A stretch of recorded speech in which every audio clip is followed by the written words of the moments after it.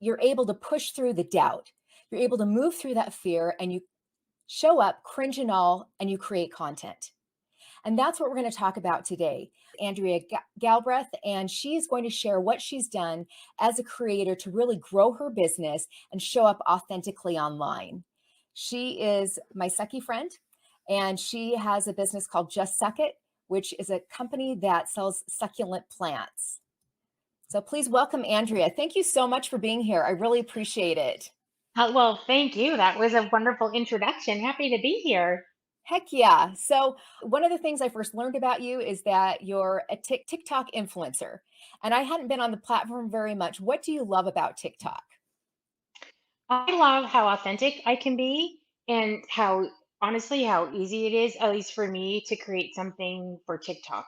Um, there's just something really different about that particular platform as far as being able to just put out what you're thinking or feeling, and it's received well. Like people want to relate. So TikTok has been really fun. Oh, fantastic. And what inspires you to create content? Well, I run a business and I use social media primarily to drive traffic to my business. But it's also really important that I share a message that could be helpful or inspiring. So all of my content, I will either make people laugh, help people learn, or help people feel inspired. And those are the three types of content. Oh, definitely. And I Yeah. love watching you online because I feel connected with you. Oh, That good. Yeah. you show up cringe and all, like not that you're cringy, I'm the cringy mom, No, but sometimes I am totally cringy sometimes. Like sometimes I look at I'll like rewatch it. I'm like, oh my God, I'm such a dork. I can't believe I said that or did that. But like, whatever. That's literally my humor. It's who I am. And people are either going to like it or they don't. And the people who don't like it can, move on. And the people who like it will stay. That's kind of how I see it. and I know that we've talked in the past that there was a lawsuit with Nike that kind of created this huge following that you have on TikTok of hmm people that really wanted to support you with the lawsuit that you were facing. Were you active on social media before that happened? I was active on Instagram and a little bit on Facebook, but I was not active on TikTok. And I don't know what compelled me to get up that morning. I think I had maybe 400 followers on TikTok, and I posted maybe once a month or something. And I just woke up like the Saturday morning after I got the cease and or the letter, the email that about what they were doing, and I just did this TikTok, and I didn't think anything of it. And then I woke up the next morning, and I think I had like 500,000 views and 10,000 new followers. So then I did a follow up, and it was that follow up TikTok that I think got up to, I don't know, 3 million views or something. So then I did this entire series of what was happening with with the company. And I think in total it was like over 5 million views or six. It was crazy. It was good because I try to approach things like this isn't my quote, it's Marie Forleo, but everything is figure outable.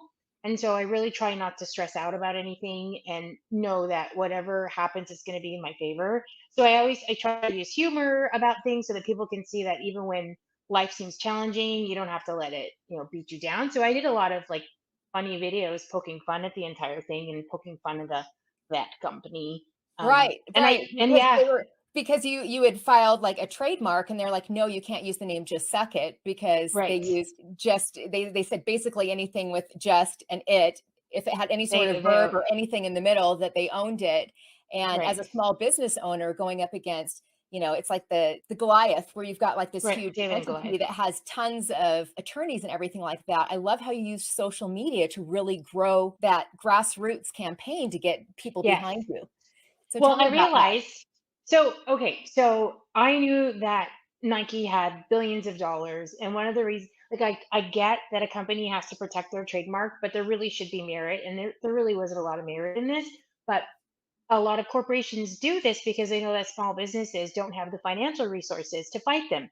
So I was thinking, okay, well, I don't have the financial resources, but I do have a very powerful resource, and that's social media. And so I'm going to use the resources I have available, and that's why I just went like balls to the wall with my videos. And I wasn't afraid. I'm like, well, they're not afraid of me. They're not thinking about me. So I'm just gonna see what happens. And social media is really powerful. And I mean, I wasn't anticipating the reaction that I got, and they, What kind of with like response TikTok. and stuff did you get from people that watched your videos? Well, I want to say 90% of the people were really supportive and said like they felt like it was baseless and this is so ridiculous and no one ever confused sneakers with a succulent, and like my messaging was completely different and there's just no way. But I wasn't expecting like like TikTok people can be savage, and they just went to the Nike profile and they were leaving comments on all of their recent posts, and it was, and then tagging me in it, and they're like, "Leave the plant lady alone," and Nike, you can just suck it, and it was kind of insane. I was like, I don't know if this is making it worse or better, but I'm just gonna sit here and watch. I had my popcorn going, like, okay, let's see what happens. Luckily, they've left me alone, so Right, that, and I, that's the thing is you can post something, you don't know what's going to happen, or you don't know how mm-mm, people are going to respond, or how they're gonna take that information that you were sharing. Is there a way to even control what other people are no, saying when you put that no, out and there? no, absolutely not. And the one thing that I've learned is that I can say what's on my mind and I can say it that as clearly as I know how, but how someone receives that is entirely up to them. And so Mm. I didn't spend any time trying to correct anybody who, unless it was something that was like really wrong. But I was like, I don't have time. I don't know who that person is. They're probably gonna forget about me in a little bit. So I'm just gonna leave it alone. Or I just would do another I would, because on TikTok, you can reply with videos. So if I saw something, I would just reply and just answer with the truth, my truth. And that was it. Because whatever else happens is, you put that out in the universe, can't control that. No, and what I didn't understand, because I'm pretty new to TikTok, is that when you make a reply, it does not just go to that person. It goes to No. everyone. It can show up Like, on For You pages and everything like that, and I actually got more views on the first reply. It was like my 4th TikTok, and I replied to a mhm. comment. I was like, "Oh, I'll do another video." And I got more views on the reply than I did on my original post, which was just fascinating to me, I so know. And what's really great about that is that people can see the reply and they see the comment, and then they can click on the comment and brings it back to the original video. So then it in turn gives your original video more views and interaction, I hopefully. didn't even It's know kind of that they brilliant. could click on that too. So, I mean, Yeah. that's fantastic. I learn stuff all Yeah. the time. And that's Hmm. the thing too. It's constantly evolving and there's so Hmm. many different social media platforms. Is TikTok the main one that you focus on, or where do you spend most of Actually, your time? between TikTok and Instagram, I essentially will record on Instagram just because I know how to use their like the Reels platform better than I know TikTok. And then I download it without, well, I record it and I add my captions and then I download it before I add any audio, and then I bring it to TikTok and upload it and add the audio there because you get more engagement if you're using audio that's already in TikTok. And then sometimes with Instagram, if you add audio and then you try to download it and it's one of those unlicensed things, then there's no sound at all, like even your own voice. Because I do a lot of teaching videos and I learned the hard way that I need to download it before I hit publish, because otherwise my voice is gone when I save it. It's so crazy how they just all work differently. They do. Yeah. The other thing that can be challenging about creating that content is the platforms are different. They're constantly evolving. What do you do to kind of stay up on the latest trends, or do you? Oh, well, I do, but typically I look at my analytics. So one thing that I've noticed recently is that on Instagram, when I use a trending audio and do kind of the lip syncing thing, I get more views. But on TikTok, I get less views. So that for my brand and what it is that I offer, people want educational TikToks. So they want me to teach them something or inspire them with something. I don't think they care, as they don't mind if I'm funny while I'm teaching, but just to do a voiceover audio, I don't get as much reach. So it's proving to be a little more time consuming now because I'll do one for Instagram and then I'll do one for TikTok, and they're not always the same now because I know that I'm going to get more reach with one on one platform than the other. But so I still do but I'll still use some of the same trending audio on Instagram and on TikTok, because who has time all the time to like make Right. two different, Sometimes they're right? different though, and it's like native to that, or it might be a different Mhm. username. And I did one the other day and I was like, oh, I really like this. And then I tried to find the user on TikTok, but they didn't have the same That branding, I which know. as a branding, I'm a personal brand strategist. I'm like, have the same handle if it's possible, have the same name, Right. have the same messaging so that it reinforces your brand so people can Mhm. find you everywhere. That can be really frustrating. But Yeah. How much time do you dedicate to creating content? Because it seems like I always see new posts and everything Girl, like that. It must be time consuming for you. no, it's not. Honestly, I know a lot of people do batch content, and sometimes I do that if I'm feeling really inspired. I just have all of these like ideas for reels or TikToks, then I'll do several. But typically, I'll just go in throughout my day and I'll get an idea, and I'm like, oh, I'm going to do this. Then I just do it real quick and then done. That's it.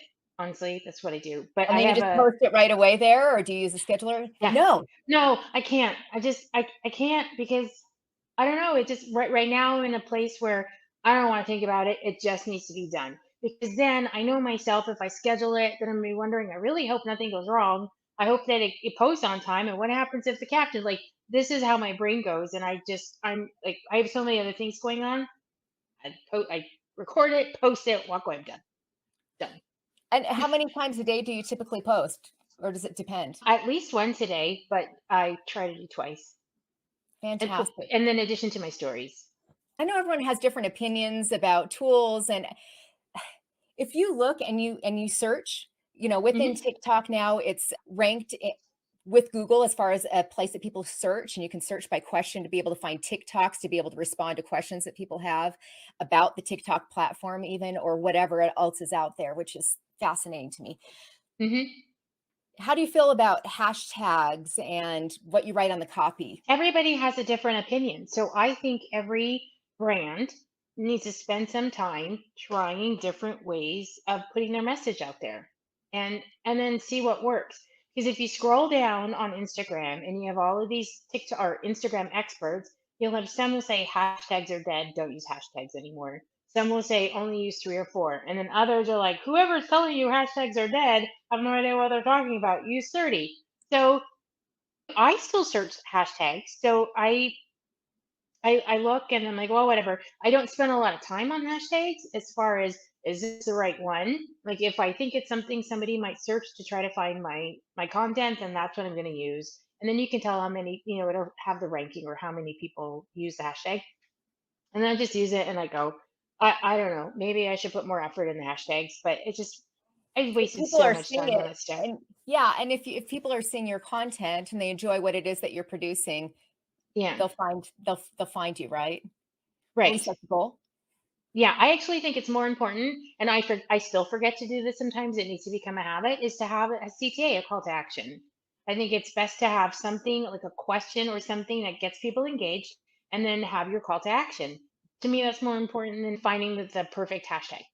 Right. I just wrote that down that I need to have a CTA because that's something that I struggle with as well. I'm like, I put all the Yeah, time and the energy into that, and I forget to say, "Hey, how do you feel about this thing?" Or "Follow for more," or "Details or if below." this And was helpful, share it. I just did one on so succulents are they're plants that are filled with water. And so here in California, we're in a drought and we're really at risk for wildfires.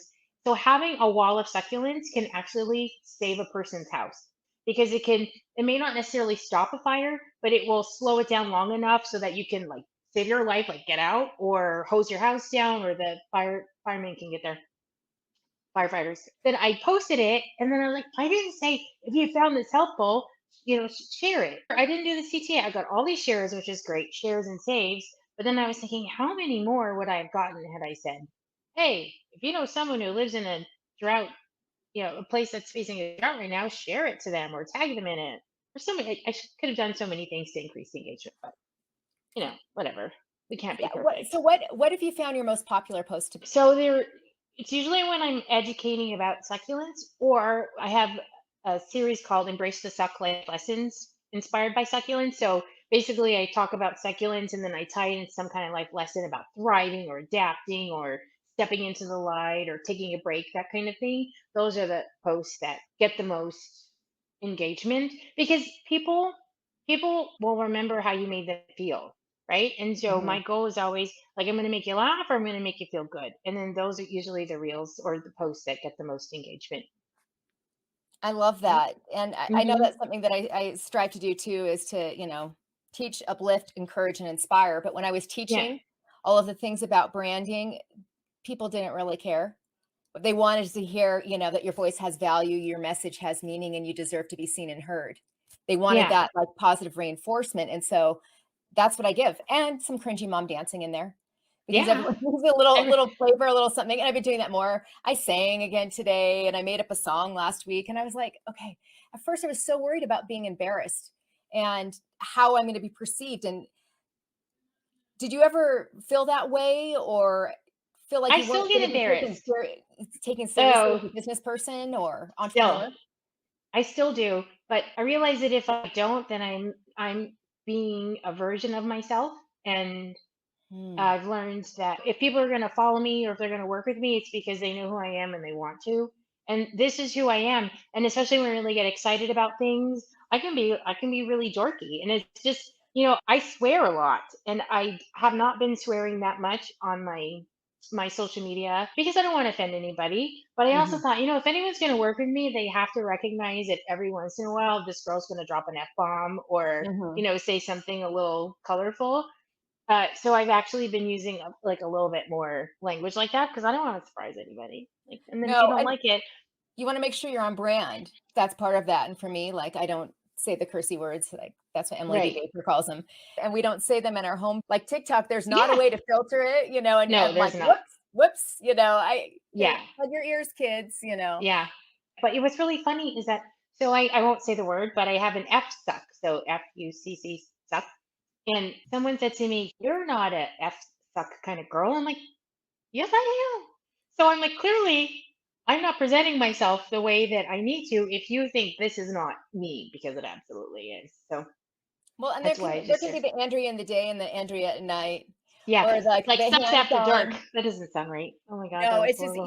it's that I don't know. It was the Jen Campbell that used to go to the club and dance on any platform, cage, or anything Hmm. so that everyone could see me because I'm an extrovert with a capital E. I love to be out there and in the mix, and if I'm gonna dance, I'm gonna go full throttle and be like, I "Yes, you can love see it. me," right? Yes, So but that's not necessarily part of my life now, except for now on social media. I'm like, "Okay, I'm gonna dance on a chair. I'm gonna dance in I my love it. office. I'm gonna dance on a table because why not? Hmm. Why not just show up authentically in my life and on social media?" And it makes it more fun because if you are already apprehensive about doing any kind of social media and then you're not yourself, then it makes it even harder because you're pretending to be somebody else. So your brain is working on presenting a certain way, and then your brain is working on making sure that you use the right hashtags or the time, and you're focusing on your analytics, and it becomes a chore and it's Mhm, not fun. I have a lot of fun coming up with my social media posts. The ones that I don't do, like that are not a lot of fun, are my product posts. And I know that I have to post my product posts, and because I don't like to come across as salesy, and I know that there's a way that I can post without coming across salesy, but I have a product based business. I have to post about my products, and I can't right. always come up with something funny about that. How do you use social media not just as a form of entertainment, but to actually drive Right. sales and to help your business? So okay, so a lot of times I will like product placement, like you told me, go get one of your plants. So I'll have something somewhere and it'll be in the video, and then people will ask me, I'm like, oh, this is available on my website. So that's an easy way, but sometimes people don't even, can you hear me? Yeah, I was gonna say your earrings. Oh, Those are okay. I like thought you you were, you created your oh yeah. earrings, and they're a Mhm. succulent design as well with the glow Yeah. forge, and you sell those as well, so I do, yes. And so sometimes I'll do like there is that one audio that said, "Yes, I did it myself." Yeah. So, I'll do something like that so that people know that I made the earrings. But then sometimes I just do a straight like, "Oh, here are my new products. Check it out on my website," and I'll just have photos of them or little videos, because that's to me is essential. And whenever I do a post like that, I make a sale. And there's not a time where I don't, even if so it's how just one sale.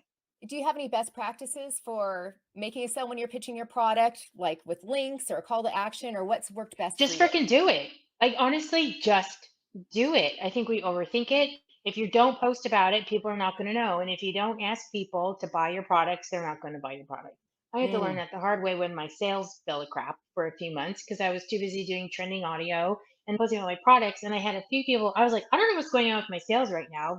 They've really dropped. And then my neighbor, who's also like, she's like really wise about business. She's had a like a small business herself. And she's like, so how often are you actually posting your products and saying, buy my products? I'm like, oh, good question. I'm not. And then Roberto asked me the same thing. How often are you asking people to buy your stuff? Like, I'm not. That's our So, coach that we have yeah, in the same mastermind program. yes. He calls us on our stuff, right? hmm So then I'm like, I better just start asking every day. And part of it is we don't want to be annoying, right? And a lot of Mhm. times people are like, I don't want to keep posting over and over again. But here's the thing, and I've heard people say this. There are several people that I follow who are just incredible on social media.